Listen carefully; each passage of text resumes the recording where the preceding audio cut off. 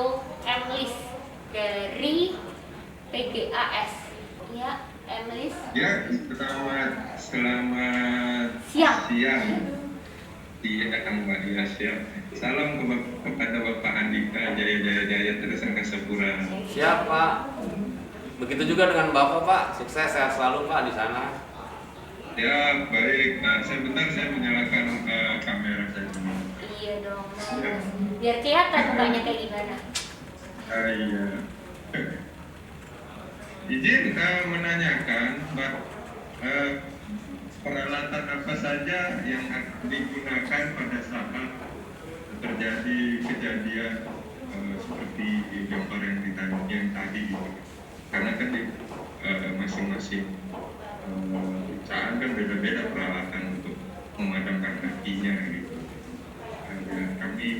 Biar kami itu merasa safe untuk terbang gitu, seperti itu. Terima kasih. Tanyanya bagus, loh. Ya, silakan Mas dijawab. Pertanyaannya keren banget. Pertanyaannya keren banget loh, Mas. Iya. Emlis. Mantap. Jadi perlu diketahui bersama di seluruh Indonesia, masyarakat Indonesia ya, ketika kita memutuskan untuk pergi ke bandara, untuk naik pesawat, ada perlindungan yang diberikan bandara untuk para penumpang pesawat udara, khususnya yang mengalami aksiden atau insiden. Ada yang namanya ya tadi PKPPK, Tolongan, Kecelakaan, Penerbangan, dan Pemadam Kebakaran. Itu personilnya terlatih, personilnya itu dilengkapi dengan kendaraan yang beda, Mbak. Kendaraan pemadamnya ini beda. Dia itu cepat, dia punya respon time itu, Mbak, 3 menit. Mungkin bisa dijawab ke Mas Lis. Kamera ini. Iya, Pak Lis. Dia punya respon time 3 menit, Pak Lis. Itu mobilnya gede, orangnya gagah-gagah dan siap untuk menolong apapun keadaannya. Temponya itu 3 menit sampai ke pesawat.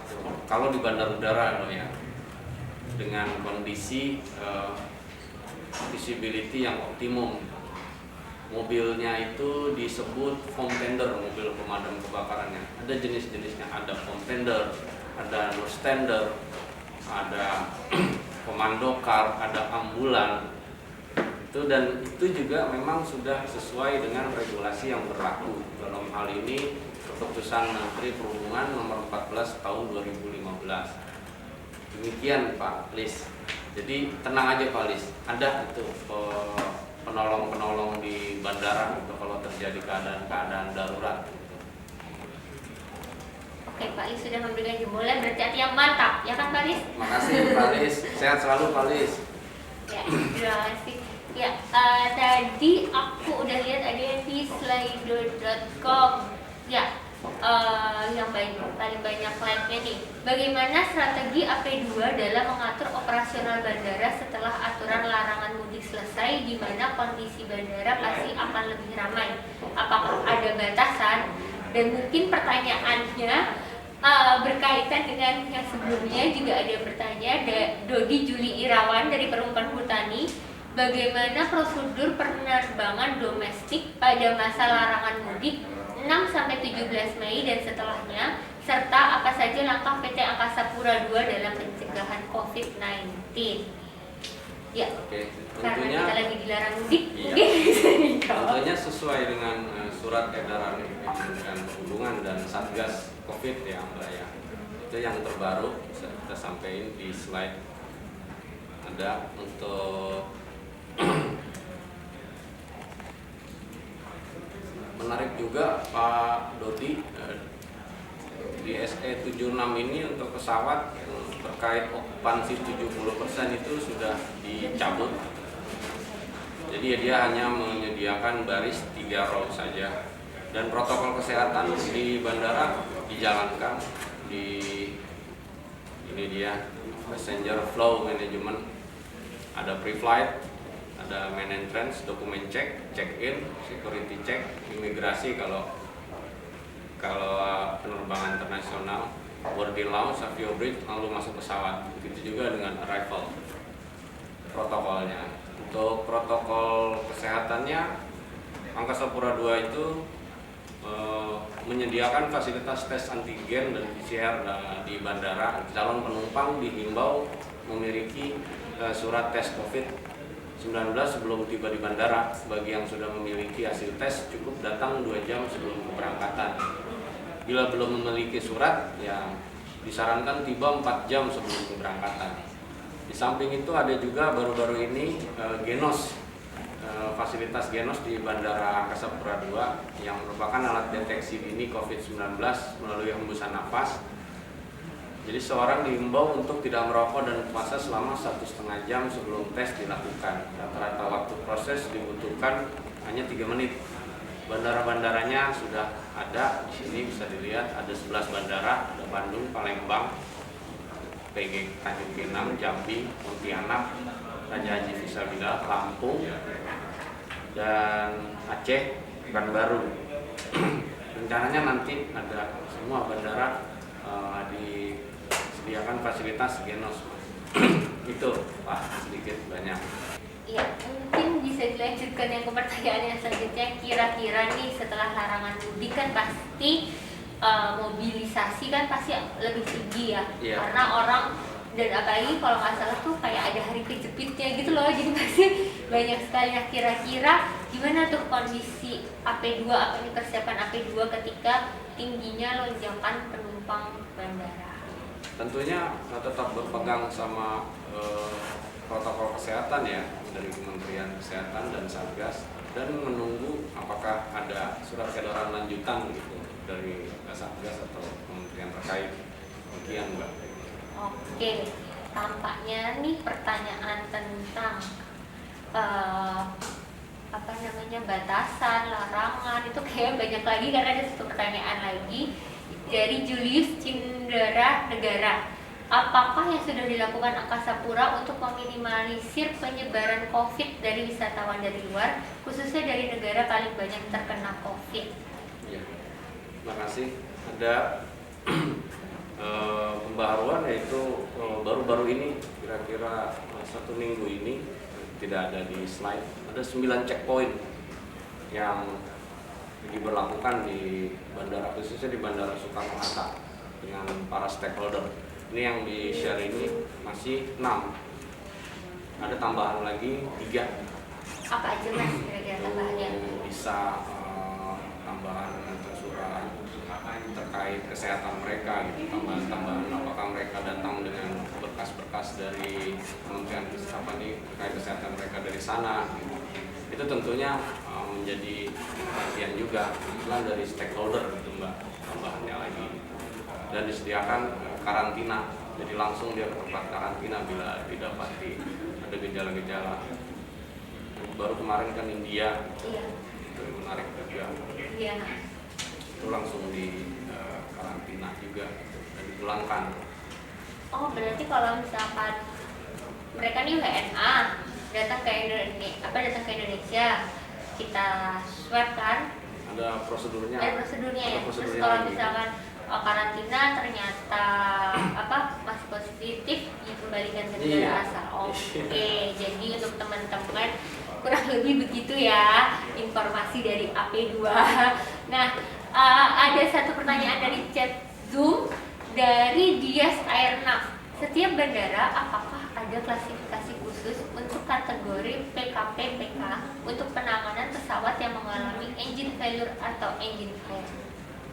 Nah, izin menjawab. Ya, mungkin bisa dijelaskan dulu Mas Dias atau apa Mbak Dias. itu engine failure atau Iya. engine fire ke teman-teman, karena Engine biasanya fire ya. itu atau engine fire itu ada SOP-nya tentunya gitu, dan penanganannya sudah ada prosedurnya sendiri untuk ini. Lalu untuk klasifikasi khusus untuk kategori PK-PK, tiap bandara ada, dia berbeda-beda. Yang dibilang level of protection itu disesuaikan dengan kategori bandar udaranya. Nah, pelayanan PK-PK disesuaikan dengan hal tersebut. Kalau untuk engine fire ada tentunya di setiap pelayanan PK-PK punya prosedur untuk melaksanakan penanggulangan terkait engine fire. Oke, balik lagi ya Mas ya ke bukunya Mas Dika. Ternyata ada pertanyaan menarik nih. boleh di-sharing nggak apa pengalaman kedaruratan apa dan kapan yang pernah Mas Andika alami yang dalam situasi tersebut membuat Mas Andika mendapat banyak pembelajaran? Pernah nggak Mas? Ada. Nah tuh, mungkin bisa diceritakan. Cuma ada yang keamanan, nggak enak juga kalau ceritain. Kalau yang ke RTB, jadi itu istilah di mana pesawat itu memutuskan untuk kembali. Jadi namanya return to base.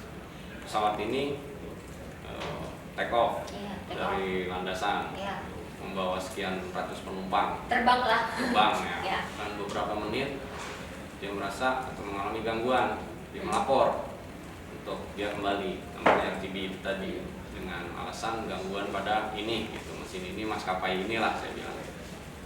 Itu rodanya nggak bisa keluar Mbak. Terus? Ya, dia bilang rodanya nggak ngelok nih. Iya. Itu kira-kira baru beberapa tahun kerja itu, jadi masih muda sekali gitu kita. Terus semuanya masuk ke mobil. Sekarang Mbak bayangin kita masih muda-muda, mungkin waktu itu masa pertumbuhan Mbak, lagi makan Mbak, banyak makan pedas, lagi di rumah kecil, ada keadaan darurat Mbak. Keadaan darurat itu kalau di dalam stasiun pemadam itu ada yang namanya crew reaction.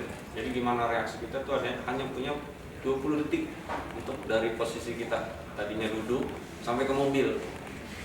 Sampai ke mobil itu nyala. Ada yang lagi buang air, nggak sampai cebok, langsung lari ke mobil. Itu pengalaman saya itu mobil udah dinyalain nggak jalan-jalan Mbak. Nah terus? Udah kok nggak jalan-jalan mobil nih? Apa itu yang diinjak keren Pak? Padahal itu udah senior gitu, pengalaman menarik juga gitu. Kan kita juga tegang semua. Jadi, di situ saya belajar kalau kondisi orang tertekan itu bisa mengaburkan pikiran rasional kita. Jadi memang yang bergerak itu refleks kalau pada saat keadaan darurat. Nah, di situ saya dapat pengalaman. Alhamdulillah saya tulisin lagi, pesawat itu bisa mendarat dengan selamat tanpa ada kendala apapun. Jadi di situ walaupun kita nggak sampai ada kecelakaan gitu Pak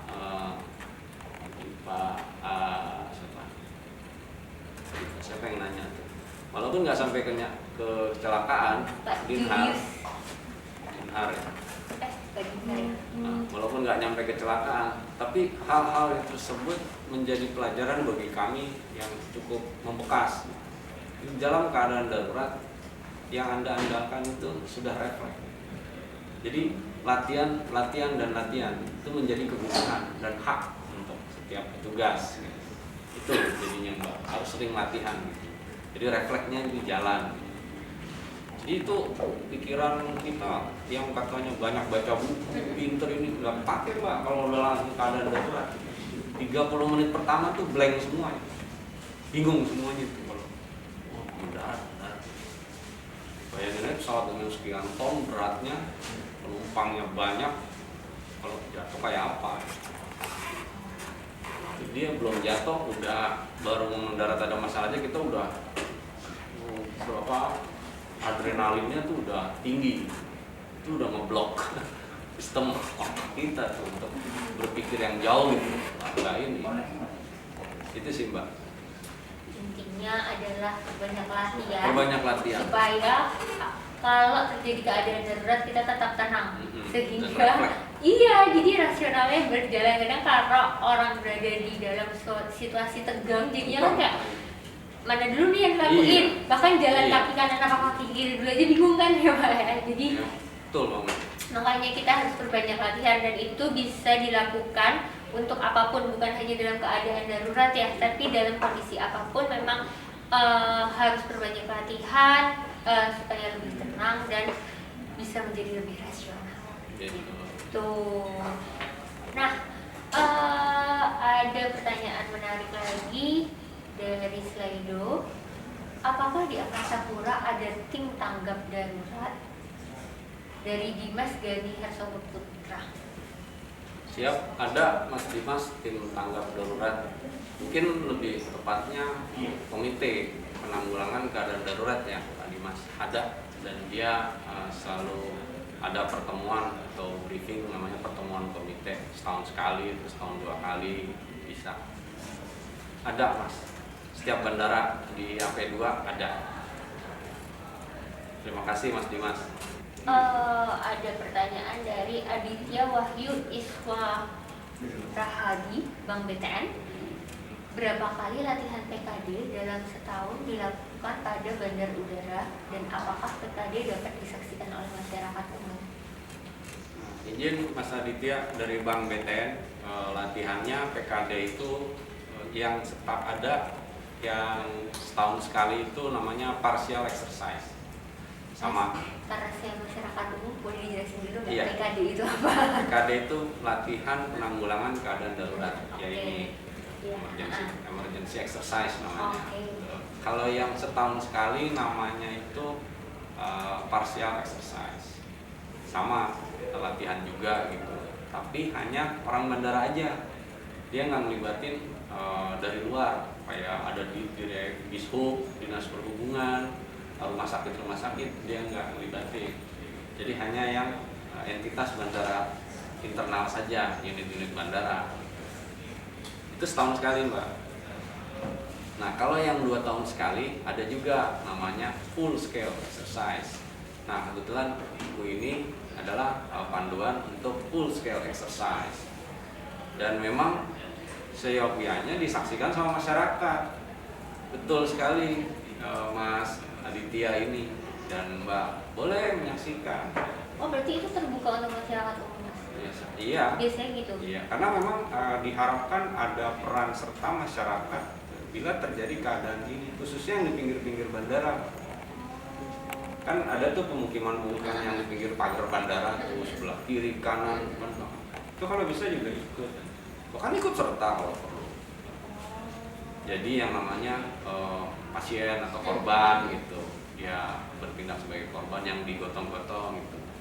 Jadi dia punya, jadi tahu, jadi ingat, jadi paham, jadi ikut gitu. Itu memang yang diharapkan.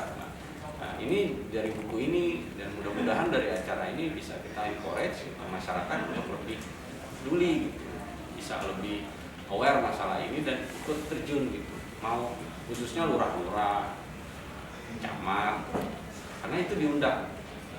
Nah, Mas, aku tertarik nih tentang ini. Di mana sih kita bisa dapat informasi terkait misalkan pelatihannya itu akan dilakukan kapan, tanggal berapa dan segala macam gitu. Informasinya gitu tuh bisa kita dapetin di mana sih? Oh itu Maya. Terus kalau untuk keluar karena sudah ada anggota komite, kita berharap mereka mensosialisasikan hal tersebut, khususnya dari pemerintah daerah setempat. Nih di bandara mau ada latihan ini, jadi dari pemerintah daerah, kita sekolah latihan itu ada Satpol PP loh Mbak, ada rumah sakit gitu. Itu kita juga berharap dari mereka ini juga, oh ada ini, jadi dari mereka lah masyarakat bisa tahu dan mungkin ikut turut serta, tokoh masyarakat juga. Tapi disampaikan di sosmednya AP2 nggak sih Mas? Iya. Iya. Untuk Mas Aditya jika penasaran follow apa Mas Instagram di AP2? Angkasa Pura 2. Oke Mas. Nah. Terus sama ini lagi Mbak 138. Telepon 138. Oh, telepon 138. Itu bisa untuk apa aja? Insya Allah dijawab apa aja gitu. Jadi kayak Mbah Google-nya AP2 itu. Oke, call center ya. Call center. Oke, jadi apapun itu bisa ditanyakan ke call center AP2 di nomor 138.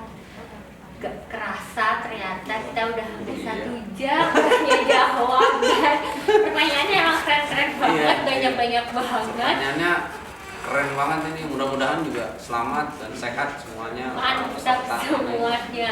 Nah Mas, pertanyaan terakhir balik lagi ke buku ini, kan sekarang bukunya udah jadi banyak pedoman di Bandara AP2. Harapan dan rencana berikutnya itu apa? Dan kira-kira ada nggak rencana mau menulis buku kedua, ketiga, keempat, dan selanjutnya? Kalau itu pasti ada Mbak, pasti ada. Cuman sebagai manusia biasa yang mungkin lagi nyari-nyari lagi nih, kembali ke proses yang tadi, saya ulang lagi tuh, ngobrol-ngobrol lagi, cari masukan, menunggu kritik dan saran, dan kira-kira apalagi nih yang kita angkat ke depannya gitu. Bisa saja kalau yang cukup kuat di pemikiran saya ini adalah airport rescue and firefighting, profesi itu yang mau saya angkat gitu di Indonesia. Bukunya juga belum ada. Terus dikorelasikan dengan digitalize-nya PKPPK itu. Ada training simulator. Kemarin masukan dari Pak Asdep juga, digital itu juga perlu kita angkat juga. Ini ada juga nih satu nih, Mbak Allah nih belum. Kasihan. Mau satu lagi ya. Oke, satu lagi. Apabila terjadi kebakaran pada gedung atau terminal, apakah unit PKPPK juga melakukan penanganan? Iya, unit PKPPK juga melakukan penanganan. Khusus di Bandara Soekarno-Hatta ada yang namanya domestic fire. Dia anggota PKPPK yang menjaga tugas untuk melakukan pemadaman kebakaran gedung dan fasilitas. Jadi mobilnya juga beda lagi, gitu. Mobilnya beda, personelnya juga. Jadi ada struktur organisasi di dalam PKPPK yang dikhususkan untuk menanggulangi kebakaran gedung dan terminal atau fasilitas di bandara. Ada. Terima kasih hamba Allah. Ya. Mungkin hamba Allah bisa memberikan nama aslinya karena nanti akan ada pengumuman 5 penanya terbaik karena penanyanya banyak banget, dan nanti bisa disampaikan di IG Lajata aja ya. Jadi untuk teman-teman semuanya yang udah bertanya, terima kasih banget, dan terima kasih juga Mas Andika telah hadir. Terima kasih untuk bukunya yang sangat bermanfaat bagi semuanya. Dan untuk teman-teman yang udah bertanya, pokoknya follow, pantengin itu tuh IG Lajata Milenial untuk tahu, siapa tahu Anda menjadi salah satu pemenang yang akan mendapatkan 5 buku ini. Tepuk tangannya dong. Iya. Jangan lupa untuk follow IG, YouTube Lajata Milenial yang akan hadir setiap hari Kamis pukul 16 sampai 17 WIB. Ingat ya, hari Kamis dari pukul 16 sampai 17 WIB mulai minggu depan. Oh, tapi minggu depan kayaknya libur dulu. Oh, ternyata ada pengumuman pemenang dulu. Ya, oh ternyata pemenangnya diumumkan sekarang. Tapi kalian tetap follow IG dan YouTube-nya Lajata ya, jangan sampai nggak follow. Ya, 5 orang yang memberikan pertanyaan terbaik yaitu Fuad dari Semen Batu Raja, Elis dari PGAS, Saftia, Aditya dari Bank BTN, dan Dodi Juli Irawan dari Perum Perkutan.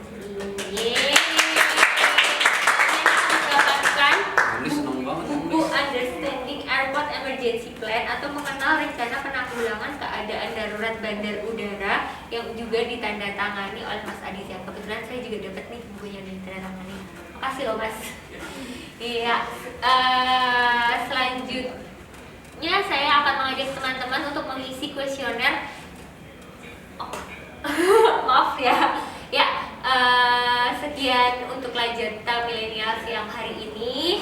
Saya Dwi Anissa, mohon maaf jika banyak kesalahan karena lagi puasa, mohon dimaklumi ya kalau itu bukan excuse nih. Dan sekali lagi terima kasih untuk Mas Andika yang udah mau hadir di Kementerian BUMN dan hadir di Lajata Milenial. Dan untuk kalian semua jangan lupa follow IG dan YouTube Lajata Milenial yang akan, dan Lajata Milenial sendiri yang akan tayang setiap hari Kamis pukul 16 sampai 17 WIB untuk selalu mendapatkan insight seru serta hadiah menarik dari tim-tim Lajata Milenial yang oke banget. Timnya tuh nggak main-main loh. Bahkan untuk masuk bahkan untuk tema-tema Lajata Milenial itu juga proposalnya masuk banyak banget, dan itu dikurasi serta diseleksi langsung oleh tim-timnya yang mantap-mantap semua ini. Ya, sekian dari saya. Selamat siang. Wassalamualaikum warahmatullahi wabarakatuh. Dan terakhir, persembahan dari Mas Andika akan ditampilkan video tentang keselamatan ini ya. Tetaplah terbang. Jadi jangan takut untuk terbang dan yakin aja bahwa kalau semuanya itu pasti akan selamat ya Mas ya. Aman. Ada.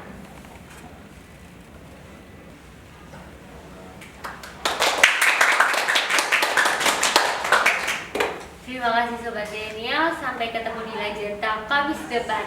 Salam Lajata, lahirkan keajaiban derita.